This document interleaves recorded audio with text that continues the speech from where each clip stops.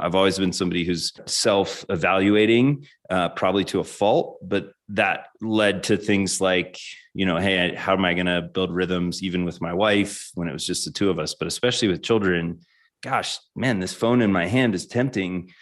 I'm ignoring the fact that my daughter is sitting right there and she's wonderful. And, just so much glory is emanating from her eating smushed up peas. And I'm like on my device, even if it's something that might be a noble pursuit in a different context, I'm doing it maybe at the wrong time because it's available to me. So started thinking about that. And then was thinking a lot about kind of with this idea of what home do we want? What does flourishing look like for our home? What might it look like for other homes? And was seeking out tools and kind of scaffolding to put around.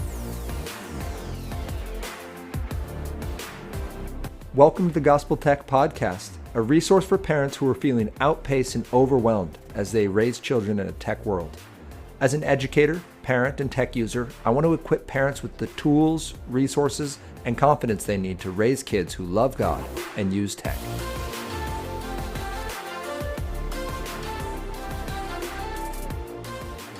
Hello, everyone, and welcome to the Gospel Tech Podcast. My name is Nathan Sutherland, and today we have with us Reilly Flynn, the co-founder of Lome, which I am so excited to talk with you today about. Thanks for being here, Reilly. Thank you so much for having me. So, Reilly, I guess just to kick us off, I'd love to have you say a little bit about yourself. Tell us, I guess, big picture. Who are you? Tell us a little bit about your fam and what is Lome? How did you get into this process of this product? Because we're going to talk a little bit about what Lome is today, but also just this journey of technology and what it looks like to be intentional with it. Yeah, thank you. When people say, tell us about yourself, the relevant things always change, but I think for this conversation, so for the last over a decade, I've been an investor in early stage technology. So both individually as an angel investor and then also as a venture capitalist, investing in really early tech-enabled products and services. And then more recently, I've kind of been starting a company that we'll talk a little bit about today called Lome. But I think most importantly, I'm a father, a husband. We have my wife and I are followers of Jesus, and we desperately want to be good followers on the way. We also want to be as best parents and lovers of one another as we can be. And so I think that really has shaped a lot of how I got to this place. Was if that's the lens that we're approaching everything we do with, if we want to worship God with our approach to everything, then I better be thoughtful about everything I do. I better kind of really dig in. And so I take an intentional approach. I try to, I fail a lot, but about everything I do. And so, when it came to technology, I was spending a lot of my time in it. I have a history of being a bit of a geek, and we can talk about that. But yeah, so we founded a company really last fall is when we really kicked things off, but I've been thinking about this for a while, that deals with technology in the home. And so I've been a listener of the Gospel Tech podcast for a while now, and so excited to be here. And thank you for joining us. I believe that your introductory email, when you wrote me the first time, like, hey, let's connect. I believe you're like, and I'll try not to take your call on my AirPods when I'm in public. And I was like, this person needs a call back. That's going to need to happen. So thank you for minding your P's and Q's with my pet peeves. So I mean, family, which by the way just grew. You've just added one to the quiver. Congrats on that. Thank you. And then venture capitalism into a space where you're actually making the tech. Can you, I guess, walk that out? Like what made you decide? I would imagine that venture capitalism and angel investing is is it high stress? Is it high? Like, I've never been there. I went from public school teaching to this. So I think we're coming from opposite ends of economics there. But what made you make that leap into, I should make this stuff myself instead of going and helping finance someone to do this thing? Yeah, well, I'll actually back up. So I actually have my master's in elementary education. Yes. I thought I was going to be a teacher. I come from a background of educators. And I came through kind of more social enterprise. And so ended up in nonprofits, faith-based nonprofits, both domestic and spent some time international. And for whatever reason, the way my brain worked, I saw businesses and finance as this logic of how things got done. As the money flowed, so too seemed influence and sustainability for these different organizations. And so went and got an MBA, a finance MBA, and that was kind of part of my hinge and transition. Out of that, got to spend some time working in startups. From that, had an opportunity along with just life environment. It's a much longer story. My wife and I are stewards of some capital, and that afforded us the opportunity and the responsibility to think about how to deploy it. And so this might be longer winded than you wanted. Oh, this is great. This is why we're here. But at the end of the day, we kind of said, hey, we think risk into high growth potential startups is an incredible kind of leverage point for this capital. We can give it away, and we do that. But we also can invest it in people in incredibly high risk. So early stage venture capital is not the most prudent place to put your money. You lose a lot of it. Yes, of course, we hear the stories of people who make billions of dollars or lots of money, and their money goes 100x in 5 years or something like that. Yeah. But the majority of these, most businesses that are started fail. And depends on who you ask and what survey you look at. But I think what we saw was when you're willing to take risk, when you have the opportunity to take risk, jobs are created, culture is influenced, and ultimately an incredible amount of new goods are brought into the world potentially. So that's how I got into investing in the first place. And so I always kind of looked at every piece of business that I was doing and was thinking about, hey, how is this impacting culture? And, I didn't explicitly work. My partner and I were both Christians on our venture fund. My wife and I are. So of course we have that lens, but I wasn't necessarily investing in only Christians or Christian businesses. And so we would always kind of talk about the moral nature of the things. And if you were to go on, the website or any number of places where you might be able to see my portfolio, you might say like, gosh, how is this working? And we could even do like a full debrief on each one of the businesses and how we got there and whether or not the thesis we had was playing out. But I think we had this lens. And then about 6 years ago, I had my first kid. And that really, my household turned into more of a home. My wife also works. She's actually an executive at a Fortune 200 company. She's an incredible business thinker as well. And that shapes how our household works and what, the way we talk about things and what we talk about at night. But it also puts some degree of pressure on our household.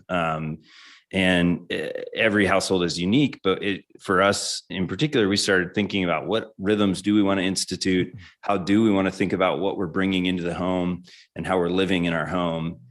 And especially with kind of the advent of so many of the technologies that exist today and the temptation with young kids, when you're tired at the end of the day, to put them in front of a device or outsource any number of aspects of parenting, which is, by the way, hard. Just started thinking about those things. Already was probably somebody who's a little intentional about the way tech was in my life. I think, I've always been somebody who's self-evaluating, probably to a fault, but that led to things like, hey, how am I going to build rhythms even with my wife when it was just the two of us, but especially with children? Gosh, man, this phone in my hand is tempting. I'm ignoring the fact that my daughter is sitting right there and she's wonderful. And, just so much glory is emanating from her eating smushed up peas. Right. And I'm like on my device, even if it's something that might be a noble pursuit in a different context, I'm doing it maybe at the wrong time because it's available to me. So started thinking about that. And then was thinking a lot about kind of with this idea of what home do we want? What does flourishing look like for our home? What might it look like for other homes? And was seeking out tools and kind of scaffolding to put around our household. And then, by the way, I just happen to be kind of a geek. My hobby is, I like sports, but I probably spend more time reading tech blogs than sports, ESPN or any of the other kind of sports related things. And so I was, backing things on Kickstarter and acquiring different, IoT connected devices for the home. Are you doing like, what kind of tech are you going? Just like, this looks like it's got a good market purchase. Like I can see the need for this, or just like, this is shaped like my favorite Star Wars character, and therefore I'm going to back it. I mean, it was everything. It was like, here's a little robot that almost does nothing, can like pick up a block and, do math, to here's connected light bulbs to, I got really into kind of all the different like security, sleep tracking, quantified self, connected scales, all these different things.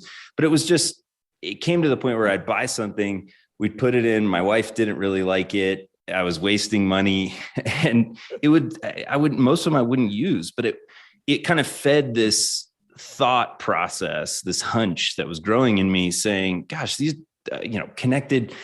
Before more garage doors did this, right? There were some aftermarket things you could like put on your garage door, and as you pulled up, it would open, things that in theory seem cool, but are these aftermarket point solutions that really are just kind of like hacking things together. They're not actually improving your life. And I think that's kind of was one of the themes. It was like, man, is the effort really worth it? And yet when you dug beneath it, especially, by 5 years ago, the advent of voice control and all the technology, the underlying possibility of the technology itself doesn't need to go much further to be incredibly useful to us.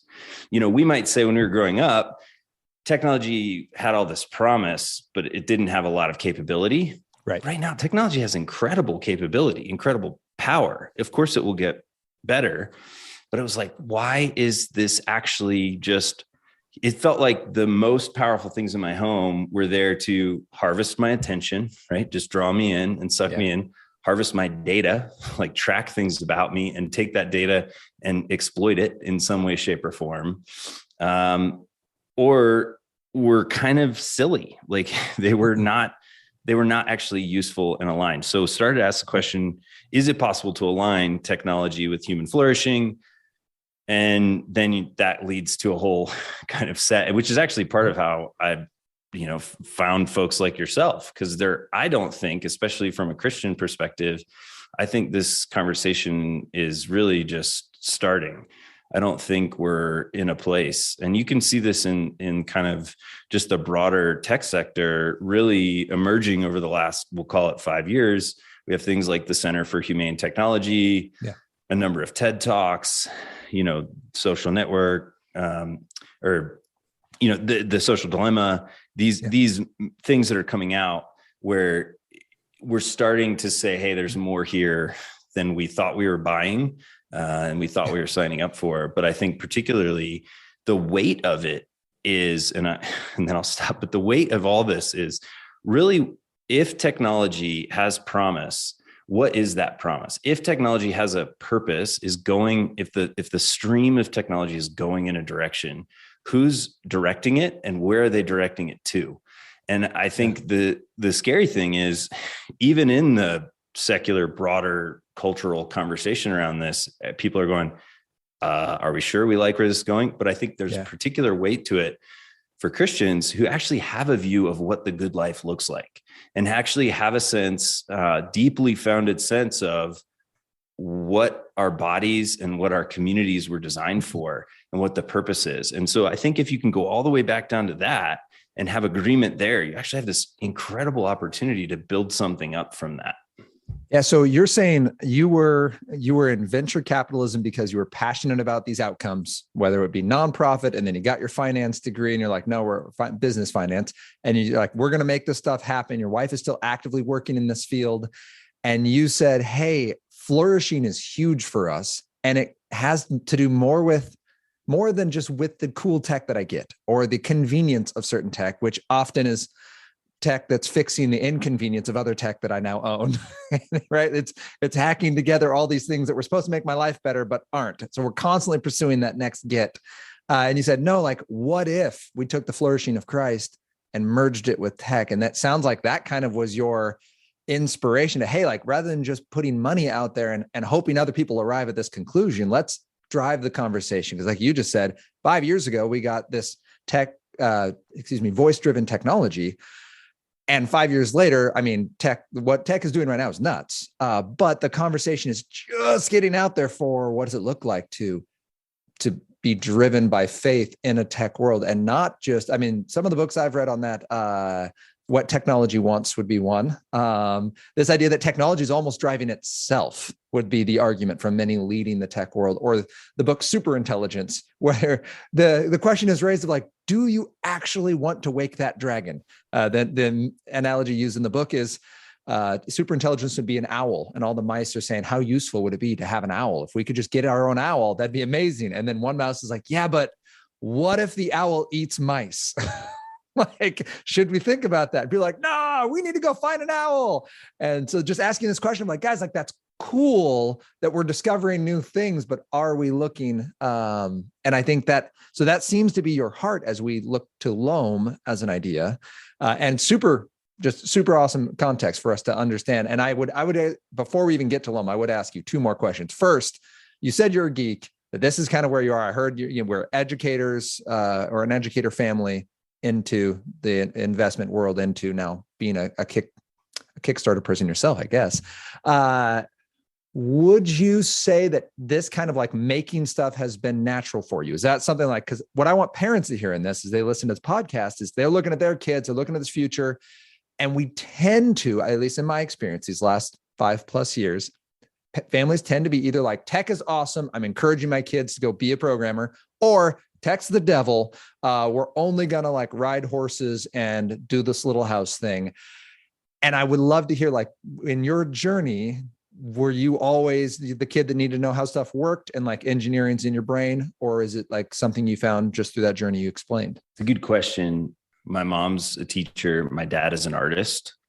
But when I was growing up, my dad bought a computer and set up a little like freelance computer graphics studio above our garage. And that was his primary employment, was kind of making logos or doing different things. So I did grow up. There were computer guts. There were always like Macs and PCs because he needed different. I mean, that was not a thing in the 90s to have both in the same home. Well, you had to in the business world, you kind of had to sometimes, because cross-platform formatting and different capabilities on different software worked on different things. And so it was just, there were kind of computers around our household from an early age. And so I had the opportunity to learn and play. I did both. And I absolutely also, had the opportunity to go a little further than I should have, because we had the internet early on. And at some point I did have a computer in my home, but that's their computer in my room, which is a different story. But I think, to your question, I've always been somebody who likes to understand the way things are working. And so naturally, when this device entered my home and I had the opportunity to kind of learn about it, and then it was something that was intriguing to me, I think my parents did a pretty good job. And then there were other people in my life who helped me kind of continue to ask questions in healthy ways of it. And then even as a high schooler, I found a friend who was a little bit more hardcore into the computer science and development side. And he and I partnered up and we did websites for local small businesses at a pretty early age, in a pretty early version of the internet. I mean, these were not very nice sites, but it was, $500 here, $1,000 there. Yeah. That was good money for a couple of high school kids. So I've been in it for a long time. It's been a part of my story and journey. And I would just say, like, I've talked to a lot of people. I myself have gone through different journeys, and I've fallen on the side of the fence that kind of says, hey, this is here. And, I've spent time low income communities all around the world. I've spent time all over, and it's kind of unavoidable at this point. Like, and so it's more about how we approach it, how we think about it, how we talk and train and implement it, than it is about whether we actually really have the option to completely eliminate it from our lives. And what is even most loving in that, I think, could be like your next, like you mentioned, the low income. Like there are problems that are being made by the high tech world that are no longer, escape is no longer the option. Like, we are pigeonholing majorities of the world's population into needing some of the technology that hasn't even been invented yet, in order to be most loving, I think is probably a conversation for another day. But there are technologies that are now accessible to us. And I'll use an example, would be something like a GMO. So a GMO being, hey, we love organic farming and that's amazing. Right now, we can't feed the planet on it. However, Amazon might, when they start their warehouses that produce food with no pesticides, like, there's your organic option. They're going to grow a seed that never sees sunlight. Like, there you go. But it took a lot of tech to get there, and a lot of lives were saved in the process. And so that's interesting. The reason I wanted to ask that was because I do think sometimes we can be afraid and say, no, like, unless my kid's an internet hacker, he's never going to make it in a tech industry, right? Like, so he has to like go and do this world where we just don't want him to be because it's so scary and rough. And to recognize, like, no, like, most of our kids are probably gonna have something to do with technology in their life, in their job, in their space, in loving people. So what does it look like to love God? So in your story, you've now got this heart where you're like, hey, I'm going to make a product, but that's still a far cry away from what we've got with Lome. So would you, I guess, tell us what Lome currently is, why the name Lome?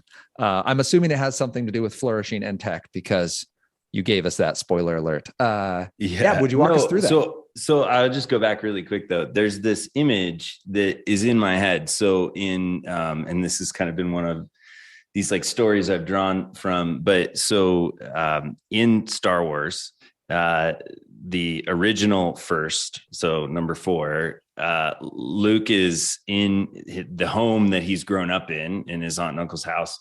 And he's doing his household chores. And it's like cleaning droids. It's like working on farm tech. And I think the thing that we should move toward is in the same way that we think like, oh, it's good for kids to have a base level of knowledge around how a car works. So you can, change a light bulb in your home or do any of these things. I think it's not that outlandish to think 20 years from now, having a basic kind of tech fluency with the amount of sensors and ubiquitous connectivity and other things that are going to be deployed may not be exactly the world that we see with Luke, there in Star Wars, but I actually don't think it's that far off to say, this is what the household's going to look like. There's going to be a lot more tech in it. It's not going to be the scary tech of a flat black screen that it's going to be useful tech, because naturally that's kind of what our home has already. And if a kid wants to learn about, how a toilet works, so you can, when it's not working, when the flapper's not working right, and you kind of, that generally is usually encouraged. That's a kind of technology, et cetera. So that's kind of the way I would approach that. Flipping the page, Lome. So Lome, Loam, is a form of healthy soil. And I think one of the things that we have to be really conscious of, and I also have an English major background, so I like words a lot, but we have to be thoughtful about our metaphors. And one of the things that we're drawn to in this industrial and computational age is metaphors that align with productivity and efficiency and all these things. Well, I think organic metaphors are actually a little bit more gracious and a little bit more aligned with human flourishing. So Lome, Loam, is a fertile soil. It's a nutritional dense soil. If you're a gardener or farmer, you probably know more about it than I do, but I liked that word a lot. But I was also told by my wife and my co-founder, like, most people don't know that word and they definitely wouldn't know to spell it. But, Lome, the way it sounds, is not that dissimilar from loving home, which is kind of like, if we talk about what we aspire to, it's that every home, we would be helpful to families creating these loving homes, these flourishing homes. Well, if you take loving and you home together, you have Lome, and then you have this thing that sounds like the word that I wanted to use. So it has these multiple layers of meaning, and it makes me happy. But most of our customers probably will never need to know or care about fertile soil. Yeah, but so you have this idea for fertile soil for the home. How do you believe this tech that you are investing your life, your time, your heart into is going to help families get there then? How is this going to support flourishing? So, I mean, the first like very humbling realization is the hard work, the parenting work, the heart work that needs to happen ultimately can't be outsourced, right? So if at our core, the thing that often prevents us from flourishing is heart condition, is internal sin and idols, no amount of technology. We wish the dream, but then actually that's just tech becoming an idol, right? It's this guy, Andy Crouch, speaks about the idea that what we're looking for is magic or superpowers from our technology. And that's, results without effort. And that's not possible. So this is kind of just to contextualize the idea that first thing first is the home is always going to be a place where there's difficult you have to work the soil. Yeah. You can't just zap it with a bunch of, things from outside and it grows perfectly. The second thing I'll say though, is every home is unique and different. I mean, this is true even among our close-knit community or our families. The number of kids, the types of employment, the, financial situations, all these things are different. And so we kind of said, hey, what if we brought together some founding families and just kind of had some conversations around what do they need help with in the home? And, I wanted it to be a bunch of cool hardware and a bunch of cool stuff. But really, when we talked to people, it was like, I need to be a little bit more intentional with my time. Or I know I want to have a family dinner or a weekly family meeting. And sometimes we do it, but gosh, it would be really helpful if, we could get everybody on the same page. Or my kids are learning a new routine. Or bedtime is terrible. How do I fix that? Or, just these different kinds of things. And so it was kind of like, gosh, okay, what can we help with? Well, all these things happen in time, right? And so really it's an allocation of time and energy intentionally over. And so, how do we currently budget or think about our time and energy? And if you ask a bunch of families, most families would say, the adults have Google Calendar or some sort of work calendar, email, task lists, other things. And they might have, sometimes they've translated those things to the home, and that's great. But usually they would say the system feels pretty hacked together. It's not working. The other side of it, and their kids are not involved in it unless their kids are older, in high school or college and kind of already are on those things. Most kids, don't have email at first or don't have a device. And so we kind of were like, okay, well, what if we help families? And then as we started to dig in more, there was this additional kind of tool that a lot of families are using, which is like a wall calendar or that chalkboard or whiteboard that sits in a lot. Yeah. Okay, good. See, so this is like so many of these homes have this, but then the problem is these homes, the members of this home don't just hang out in the home all day most of the time. Like even if they're homeschooling, even if a lot, COVID aside, it's like, as we come out of that, people are going to soccer practice. They're going to the grocery store. They're picking up and dropping off various carpools. And so really we said, well, what if, and so that board isn't always there. It could change. It could go over time. My co-founder has a sibling who was saying, yeah, honestly, if you just took a camera, if you just gave me like a connected camera and pointed it at that board, that would be all I need.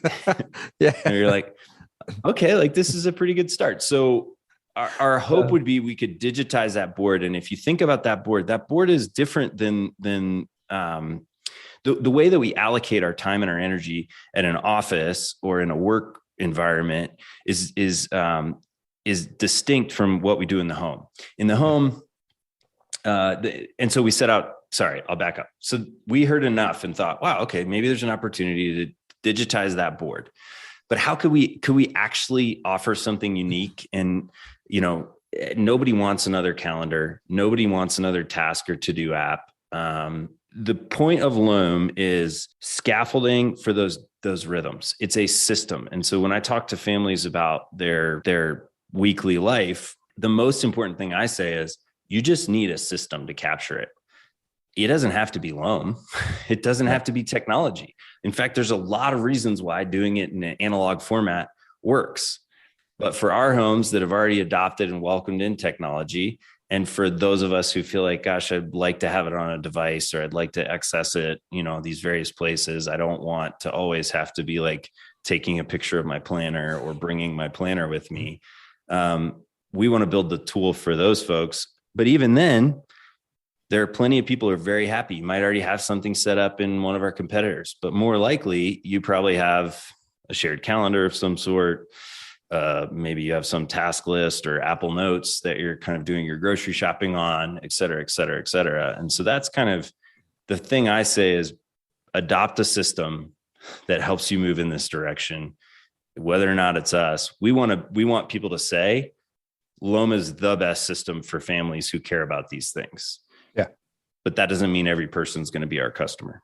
So you're making a family. I mean, it's more than a calendar then. It's what's the word you use to describe the what would you call this even? I want to give me the environment is coming up, but that's not the word. Yeah, ecosystem. There you go. It's a family organization platform that's meant to be shared. It's visual and it's collaborative. And so the whole idea is any member of the family, including kids, can jump on it. And I think, it's so funny. I'm like doing, so VCs would say like, gosh, you haven't even nailed your venture capitalist. Pitch. Yes. Sorry. An investor, a technology investor would say, you just completely failed. You were given an opportunity to do your elevator pitch and you failed because you had to bring me back and say, what do you actually do?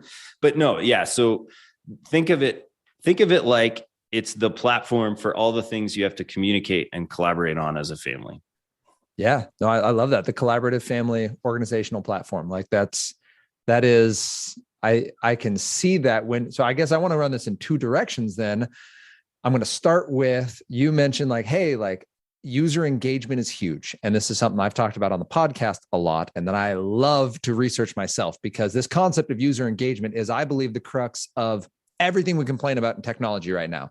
We just say technology, blah, right? But like there's design behind that and there's intentionality, and it often falls in the category of user engagement. So when I say drool tech, hey, this is tech that's designed to be consumed. That's actually not bad in and of itself. We've had shows for a long time. Before shows, there was theater and music and just consumption of and entertainment from life has been a thing. However, much of our engagement is designed kind of like Coca-Cola circa 1905, right? There's still cocaine in the product. And we don't have any rules saying this is too much engagement. We allow Coca-Cola to include caffeine.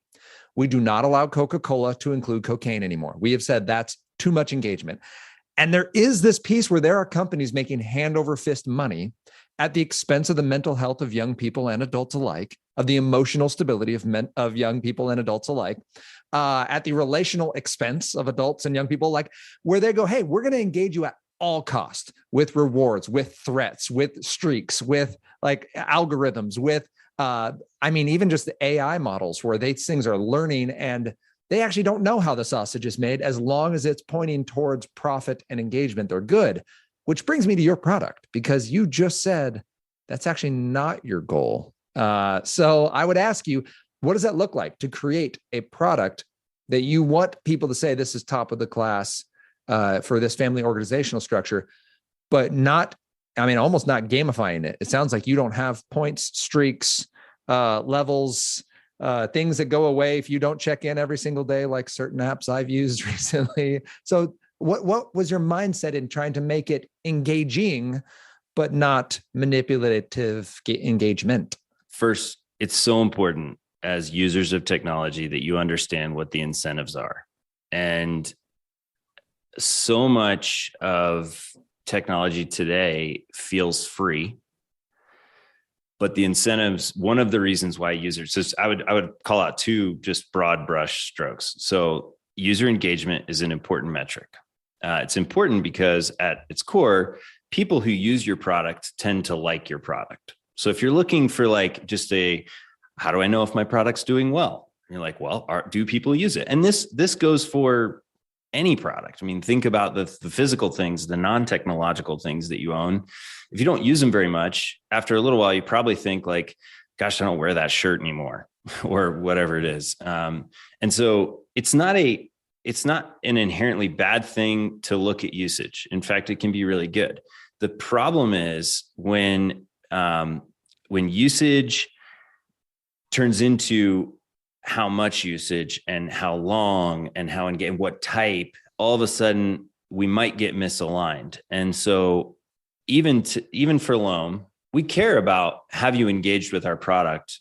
You know, we kind of at our core have like, we believe healthy families are looking at their schedule on at least a weekly basis, being thoughtful, intentional about things they're doing together, aligning it. And so we kind of look at weekly engagement from our users. But the problem goes when, and our users are paying us for access. So we don't need to, and we think they're paying us a fair rate. And so we don't need to sell their data or get them to stick around longer and sell them ads or anything like that. But the problem is the incentives go off weird when I get Gmail, which is actually a top of the line email product. Right. I mean, this is one of the best email products that's ever existed. I mean, there's, but it's free. I don't pay for it. Like, okay. And think about social media. Wow, gosh, this is one of like the most amazing ways to connect with other humans that's ever been designed. Yeah. Virtually, across mileage, et cetera. This is way better than just a phone call because we can share all these other things. And, well, gosh, I didn't pay for that. And so how are they going to make money? And well, they need to sell ads or they need to sell your data. Okay. Well, how are they going to sell ads? Ads are all about how long somebody looks at your eyeball or how long eyeballs are on the screen so that you can serve up stuff. And data is all about how can I maximize the amount of data I'm collecting about my user base? Well, they need to spend more time on my app. I know you know this, but it's like, so I think the first thing as a company, when you think about is you want to think about incentives. And so even as a user, this is presumably every time you download an app, it's a for-profit company. Like they are interested in making a profit. And so for Lome, we kind of said, hey, we think the way we want to be is you pay one time, you pay us, and that's the transaction. You are not the product. Right. Mr. or Mrs. Customer, right? Your children are not the product. So like, we're not going to sell your data. We're not going to sell your eyeballs. And then if I go a layer deeper, I think there's an incredible amount of alignment because if you stop using me and you stop coming to Lome, that shows me, gosh, we're not delivering on our mission. And so only to the extent that we deliver on our mission, will you pay me? All right. So that's first broad brushstroke. Super specifically, I think you can do all these things in technology products to hook people back in. And not all of them are terrible. And if you're trying to form habits, sometimes it's actually good to know these things because you can hack your own way to these habits, right? You can, would you settle maybe a little bit or return to it at the end of that? Cause I think that is a super interesting point when you talk about like hacking behavior and some of even the positives that can come from that. A lot of like the research that has been leveraged by these tech companies is not like demonic research, right? It's not like somebody was setting out to say, how do we like get everyone hooked on cocaine or technological cocaine? It was people saying, hey, like, how does behavior change actually happen? How does somebody who has a bad habit turn that into a good habit and adopt, going for a run, or, in our case as Christians, reading the Bible or doing some of these things that we might actually want to do. And so I think it is helpful to know, like, the reinforcement that comes from having accountability, something that's there to, like, say, did you do this or not? Having a reminder, having gamification where you get some sort of reward. And actually, one of the leading experts on gamification is a deep Christian. And he has really interesting thoughts, but his name is Yu Kai Choi, I think his name is. But anyways, great guy. So gamification is not the problem, but we can use these things to drive the wrong. When our incentives are misaligned, we can drive the wrong behavior. I also think, though, the problem with a lot of these is, how does it make you feel? And most of the time we're inducing guilt and shame and fear. And guilt and shame and fear don't tend to be the kind of positive pathways that create lasting change. We might kind of get some short-term change, but it's only when we truly change our desires, right? Of course we need the accountability, because we're not always going to desire to do the good thing. But anyways, so there's all this, like, this is the crazy thing about technology, is it's gotten so complex that there's all this, like, neuroscience and, emotional pathology built into the way these products are being designed and reinforced. When we think about Lome, we want it to be referential. And we think of the thermostat as, like, our guiding light. Referential.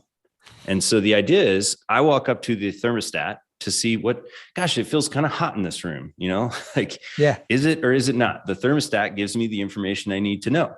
Is the heat on or is it not? What is it set to? And what is the current temperature?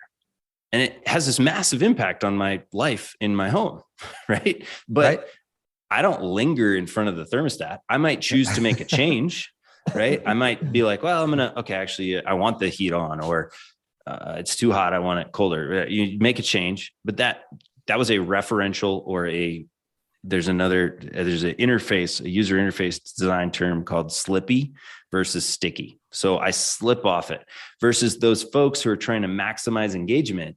It's sticky. I'm going to put something else. You might show up to do one job, but I'm going to draw you in and give you a bunch of other things. And this is why our phones are so problematic for us, because it's not even fully Apple's fault, but they're so sticky because we show up to do one job and it does so much else. So when we think about designing Lome, we first and foremost want it to be like, it's super referential. And then beyond that, like, when you show up, you want your schedule, or you want to know the meal plan, or you want to know what's for dinner tonight. And we're trying to serve those things up in as fast a way as possible.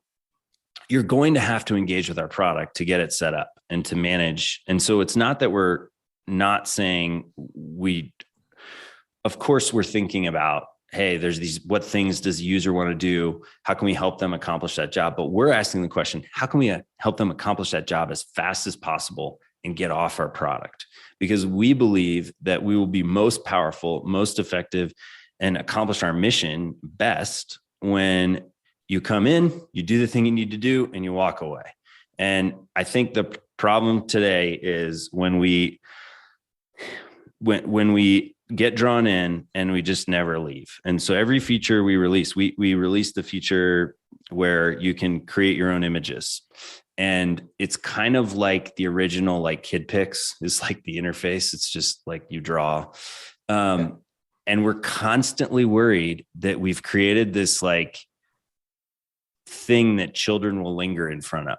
And so we're always internally, and with some of our early customers, we're just kind of doing a gut check. Like, hey, is it okay? Like, cause it's okay to create an image you can create an image to go with anything in your week. And that's part of we want Lome to be really visual because we believe the more visual it is, number one, the more beautiful it'll be, the more customized it'll feel for your home.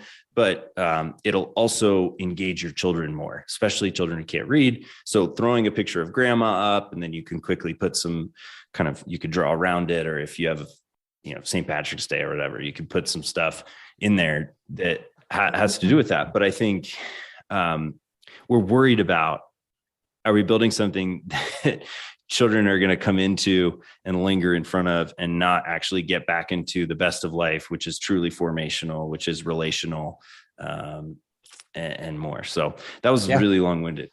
No, I love what you just said there of like, you're making tool tech, right? You are making a highly usable, highly functional resource to help families do what they already want to do. What you mentioned with the thermostat, right? I want my house to be comfortable. I want my house to be livable, right? I want my family's schedule to be livable and comfortable and intentional and purposeful. Like all these things, especially as a Christian, when we're living on borrowed time, like my life was bought with the price and now my days aren't my own. There's no free time for us as believers. There's time that glorifies God and time that doesn't. And I need to do one and avoid the other prayerfully and by the power of the Holy Spirit. And so you're saying like, great, we let kids doodle on these and make our own stickers, which is a really cool idea. Kids love doodling and it is something they recognize. And it's not so monolithic as say an Outlook, where I actually still miss things on my Google Calendar. Like Anna's like, it was on your calendar. I'm like, I checked my calendar. All the blocks look the same to me. Like, I don't know what to do. Turns out that light pink and light green aren't different enough for my brain to register that there were two separate things on there. So I love that idea. But then the intentionality of like, hey, like, is this the right amount of engagement? Just what you're saying, right? Or are we just doing this to get people to come back? And Anna and I have talked about this previously. So listeners, you've heard this, but I think it's important for this conversation. There's educational programs that our kids use for math and reading as part of their schooling. And they have some gamification built in. And what we've seen in our kids is it's absolutely motivating. They're absolutely reading more than they would just given books. And so they're learning, they're building their vocab, which is cool. And they're learning this very important third part of like the power of that next reward, where they're now coming to us and be like, can I not read? They're not asking, can we read a book? Or, hey, Dad, can you talk about the story with me? Can I take the online quiz for this book that I just powered through so that I can get this randomly generated, like the cheap school version of an NFT, right? Like I want this next little critter that's just going to come up and it's literally randomly generated and just pops up. It's not like when you pass level 30, you get a boat, like you might get a squirrel, like it doesn't know. So they get this thing and like in their brain, like it just explodes. Like they love it. And you get this idea of like, all right, I can watch you be motivated. I'm watching you learn. You absolutely are covering more ground in literature. And you're learning that your motivation stems from these randomly generated little critters. And I think that is just a really important concept for us as consumers to be thoughtful of. But also when we look at well-made products going, hey, I need to respect the fact that they're letting me pay for this. Like if there was a social media I could pay for, I would be on it. If Instagram had a premium version where I could pay and they don't sell my data, if Gmail, right? Well, Proton would probably be the example that I could think of topmost. Would be Proton, everyone, for email that doesn't scour every word. When your calendar can auto pick up a flight you have, it's because it's reading your emails. But anyway, that is super interesting, of that idea of being referential, of being slippy. I like that term, of just, it's part of your life. It improves the quality of life. And it's not something that's there just to, I don't know. I feel like some products are there. Well, I'll use the Nest as an example, right? Like now it's part of an ecosystem of products that aren't actually there to be slippy. They're there to know when I'm home and what my temperatures are and what my behavior, like it's there to learn more about me and to connect with all of the other products from that company. Golly, guys, I'll just say I'm not comfortable with Nest and the general data issues we're running into with letting those products into our homes, but that's just me, and it's in a tangent for today. I think we have to be really thoughtful about. I think we have to be thoughtful. I believe it though, like, because look, here's the deal: any product you bring in is you have to think about what it's in there. Why did you buy it to do? So you're hiring it to do a job, right? There's this whole theory of innovation, jobs to be done theory. But effectively, we're hiring a tool or we're hiring a device to do something for us. Well, most of the time today, that device is a incredibly complex device. Right. What else is it doing? What else is it? How else is it engaging with us? And the really unfortunate thing, I think, is that you have to be a hacker. You have to be a lawyer. You have to be someone who understands. You have to be like a business person to kind of really get to the place where you can like read the terms and see what they're doing with your data. You can understand exactly, because this is the other weird thing about technology today. You might buy a piece of technology and you have a contract with a particular company, like Lome is an example. Lome leverages a whole bunch of underlying technology. So we're not building, we text our users. Well, that's built on Twilio. Twilio is a service that our developers tie our app into and we send data to, and that data then gets processed in a certain way that it allows us to offer, a text message reminder we've had to be really thoughtful about who are we going to work for? Who are we going to work with? Because are they going to inhibit our mission in any way, shape, or form?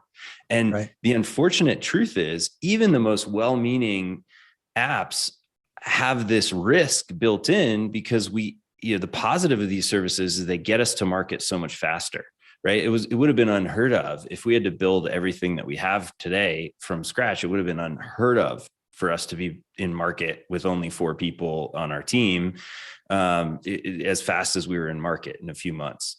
But we leveraged all these other platforms, and then we have to continually monitor those platforms. And then they have our users' data, not all of it. We can be thoughtful about what we send to it, if you're not intentional as a startup founder, as a builder of technology, you are playing into these various ecosystems, and it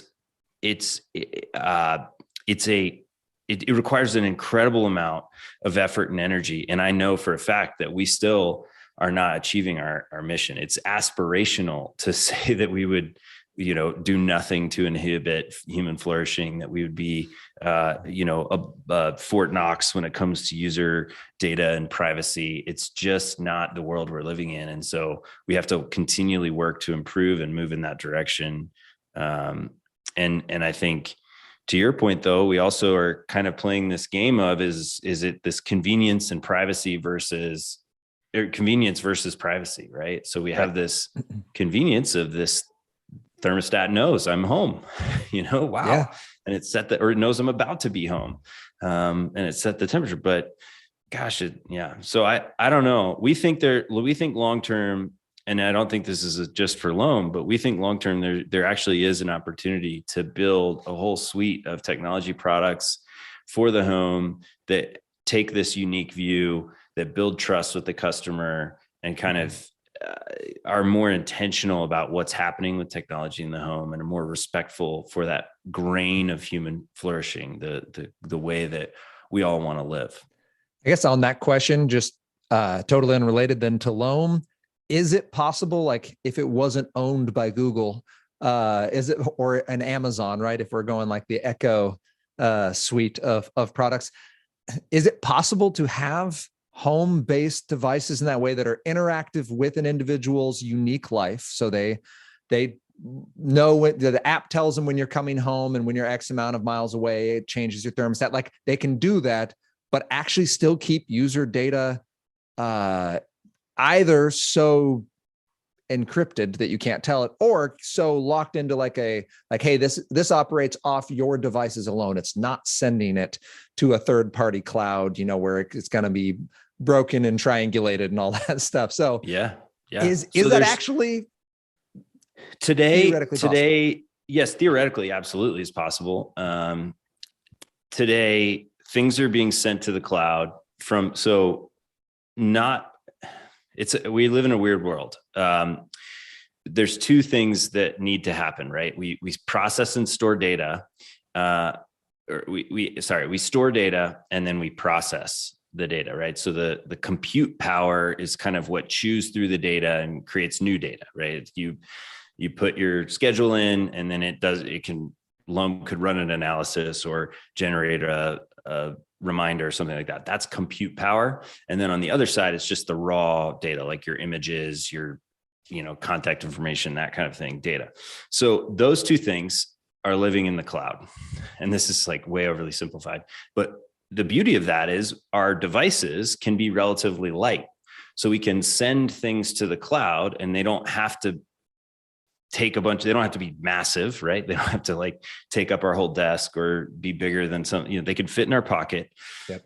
The downside to this is, it's all exposed and it's going to these third parties, and we're leveraging the positive is those third parties can learn from massive data sets, very different data sets, and they can improve and enhance the service, reduce the cost, et cetera. I truly believe, and I don't know if it's going to be driven by regulation. I think I'm looking at what consumer privacy laws around data protection are going to do. And I think there's a possibility that it goes this direction. But I do think that there's a possibility that we get kind of a code, or, like we have a code for electricity and plumbing and different things in our home. Yeah. I think there's an opportunity, and I don't think that technically we're that far behind or that far off from this, where each home will have compute and storage, and it will be private and it will be mobile. And much like what I imagine, and I would love if you have users or listeners who are already thinking about this or want to riff on this more. I've been trying to talk to people about this because I think this would be a fun product for Lome someday. But if a competitor launches it, that's cool, because it also is probably going to take a lot of development. But imagine like next to your circuit breaker box, you have a space where you can plug in one or more like black boxes that you could take with you, and they locally can process your information. So this is a long-winded way of saying, absolutely, I think it's possible. I believe it will be an option for customers, for consumers in the next decade or two. And I think it could even be built into building codes and be a really cool way that we have things like voice control, have things like customization, but don't have to sacrifice that data to the cloud. Anybody who's listening would know, who knows about this space would also probably say, yeah, but you're making all these sacrifices because, how do you learn from various models and be as efficient and all of that? There are absolutely technical challenges with it, but I do think it's possible. And I think that we will eventually be there. And I'd love for Lome to be a player in that space. Yeah, it's always, I guess because one of the questions I get asked then is, well, why would I even care if the Google is taking my data? Like, why do I care if these people are collecting my information? What is your short answer to that? Because and I'll just tell you what I've said, and normally is my main concern in that happening to our young people, or happening to my family, or happening within my home, along the Echo sidewalk, which is where Echo or Amazon just turned every device into a neural network that's constantly learning our behaviors. My concern is they get so good at the behavioral psychology side that they can convince me I need stuff I never wanted. Right? They can get me to pivot my desires, my goals, what I even believe is important, and they can do it subtly, and that I don't actually then get a say in the matter. That I am being manipulated into thinking. Just look at fashion and the way it's cyclical, or colors that we paint our houses. Right? We look at our parents' pictures like, that was so ugly, and they're like, but it was cool then. But now that window, instead of it being 30 years, is 5 years when fashion goes around or the colors come back. Right? Like it's happening faster, and there is this market-driven effect of that. So convincing us we need stuff we don't want because they know us so well, they know what will sell well, is my concern. But what would you say is the concern with this data collection at all? Well, yeah, I guess I would start with there's vulnerability to it. So the first thing is, I've joked with friends that our entire browsing history being public is probably a really good thing for Christians on some level, right? It's like it is possible that anything you write in your email, anything you text or tweet or whatever, like will someday be discovered by Very people, biblical. and they will hold you accountable to it. Oh gosh, yes. Shouted from the rooftops. Yeah. So I think on the one hand, it's like, all right, yeah. But on the other hand, there's a vulnerability to it. And I think we normally, especially, the conversation you have with your wife or your child or whatever, the goings on, particularly I think the home is such a unique node, such a unique point on the network. And the reason is it's shared, it's intimate, and it's customized. Like throughout history and with almost any living animal, like their home is unique. It says unique things about the person. So the vulnerability of someone being all up in every waking moment, every absolute thing, that there's risk to that. It could be the risk that they'll, use it to, sell you stuff. It could be that it could be used to control you in other ways. It could, fall into the hands of somebody who has malicious intent. I think that will be more rare, right? About your family or someone in your family. I've heard, horrible stories of, if where a child lives, there's just some really terrible kind of sex trafficking stories that have emerged recently with ways that people have leveraged data that they never should have had access to. I think, I don't know that there's any one, but I would say first thing is vulnerability. And then the second thing is like, why do they need it? One of the things that the promise is, we'll use it to make things better. Well, sorry, Nest and Google, I'm not sure you've really achieved something that couldn't have been achieved with a much simpler solution. It's like, feels much more of a Trojan horse than an actual product. Yeah. So you're just processing all this. So I think I don't have as concise of an answer as you do, but I would just say for our family and our home, the reason that we would be interested in having some sort of localized version would be privacy, reduction in vulnerability, and then more control over where it goes and what happens. But the flip side of all this is the people who've had that sort of thing, a email server in their household. We've heard about this in political conversations. It hasn't always been a good thing. So I think we have to, what are you hiding would be the flip side. But I think that in the scheme of things, we put locks on our doors to our house. Why do we do that? Well, every family might have a slightly different answer. Some families are okay with their doors being unlocked 24 hours a day. Yeah. And some families want to be thoughtful and intentional about it. I think our data and cybersecurity is a similar thing. Yeah. Yeah. And even just as you said that, like, it wouldn't be I don't know nearly a fraction of what you know about software design and development, but even my brain can conceptualize like, okay, well, I have the hardware, I'm given the software by my bank, by these other things. And its job is just to pull, even if I'm still connected through the interwebs, right? Through the cloud, like all the processing is happening locally. And you could do it, with the size of SD cards anymore, you could have something the size of a wallet and cover everything I need. And maybe there's firmware updates that you can still receive. But this idea that my data has to constantly be flowing and that this is something my phone, like when you go into battery save mode or airplane mode and you realize like, oh, my phone is constantly pinging these companies. And my listeners, go ahead and read through an app license agreement. Just go read through it real quick. It's like when you read through the medical, like this could cause like the things you're like, I didn't know I agreed to that. But that's interesting. I love what you're saying about the home. I guess just to wrap that statement up, home is shared, it's intimate, it's customized.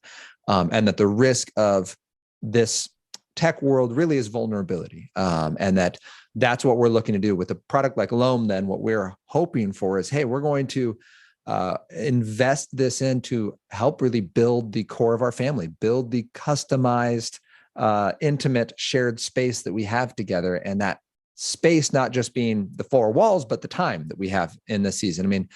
My oldest is now 8. So I've got, 10 summers left with him. and that intentionality of like, I don't just want to do fun trips with my son. I want to make sure that I'm discipling him and that I'm loving him and that I'm investing in him, not just getting him to sports on time, not just, making sure that he's fed and checking my boxes, but like, how can I have him be a part of the conversation? I think that's what I love so much about just hearing your heart behind Lome and hearing what Lome is doing. And this first resource of the collaborative family organizational platform, as they say in the business. Yeah. And I love that idea. And I'm really excited, Reilly, to see what you guys are doing. I think there's still a lot more I want to hear. We took a couple tangents that I'll be gentle on our listeners as they have gotten a lot of super amazing insight here from your tech world. I guess in closing, you've mentioned before, and I love this idea that this concept of like the purpose of technology, that it's one of I think the founding kind of principles behind Lome was that it's supposed to be relational with myself, with others, with the world around me, and also connect us to ourselves and others and the world around us. Like, in what ways does Lome help us do that? Or just like the bigger, maybe not just this platform for organization, but in bigger picture, how should technology do that as we are looking to love God and use tech? Well, this is aspirational, and I think it's really difficult for any technology to do this, particularly a technology like ours that ultimately is piggybacking on your phone, a tablet, whatever at this point, right? We don't have our own hardware at this point. But yeah, our hope and our dream is that Lome is scaffolding for the relationships you already have and for deepening. And we believe that a person being recognized, so the opportunity, creating space for each member of your family to be recognized as a unique person, worthy of development. And that's that next thing, right? Development. So how do you grow? And it could be schoolwork, it could be activities, it could just be the physical growth, meals, et cetera. And so helping families have thoughtful engagement with their, and then the world around them, the physical world, there's a layer of stewardship. So we think a lot about practices, routines, disciplines, rhythms, habits as the gracious approach versus just saying like, there's an ideal thing. Once you achieve it, you just have to keep it up, right? You have to weigh this amount, eat this amount, do these exact chores, for the rest of your decade with your son. Yeah. And it's like, that's not the way it works at all. It's seasons, it's habits. And if you talk to people and maybe even reflect on your own childhood, what you look back on is those traditions. Oh, on every Christmas we did this, right. And those are the fun conversations. Those are the fruitful conversations. Oh, it could be every week we had a family dinner, or some families actually did have a family meeting or whatever. And so we want to help you do that. And I think when you're evaluating technology to come into your home, think about the ways that it disengages you from the relationships you most want to have. And today's technology is increasingly individualized and personalized. So your devices are just made for one person. And even the Netflix screen, when you do the account picker and Disney has whatever, it kind of is like not made for shared consumption, right? Not made for shared creation, not made for shared collaboration. It's made for, hey, this is specifically for Nathan, and we're going to give him exactly everything he wants. And life is not that way. And the family, especially when you're a young kid and you don't really get a choice, the family is this unique moment where we can learn that the world doesn't revolve around us.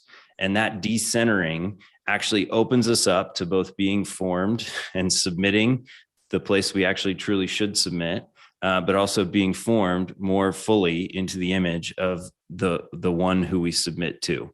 And that's our desire at Lome. And it's our hope that by opening the door to deepening relationships in a family, that even those who don't know Jesus, even those who aren't saying, hey, God is the center of our home, would see the deepness in these relationships, would start to experience that and would continue to ask questions around, why does this feel like it's part of human flourishing, and this individualized life feels like it's part of like dying, not being connected to the vine. Yeah. Yeah, man, I love that. That gets me excited. So I think we're going to end there, because that's an awesome, just kind of bow on top of this conversation. Reilly, thank you for your time. Where can people find Lome and check it out, and even get it for their families? Yeah. So we'll set up a website. So our website is withlome, WITHLOME.com. But if you go to withlome.com/gospel tech, you can we'll put a code up there and you can get your first month free if you want to sign up. If you want to email me personally, maybe something stood out to you or something you disagree with about what we're doing or how we're thinking, would love to hear about that. My email is Reilly, REILLY @withlome.com. Would love to hear from you. And then, we're on Instagram and all the other things as well. All the interwebs. So it's withlome.com, and then withlome.com/gospel tech. If someone wants to get their first month free, sign their family up for it. And then they contact you, Reilly. You said it was Reilly Flynn just Reilly @withlome.com. Okay. Reilly @withlome.com. That's awesome. And you guys, you can also reach out to us if you have questions about this, or you want more info. You can find Gospel Tech is just @Love God Use Tech on Instagram and Facebook. And you can join us next week as we continue this conversation about how we can love God and use tech.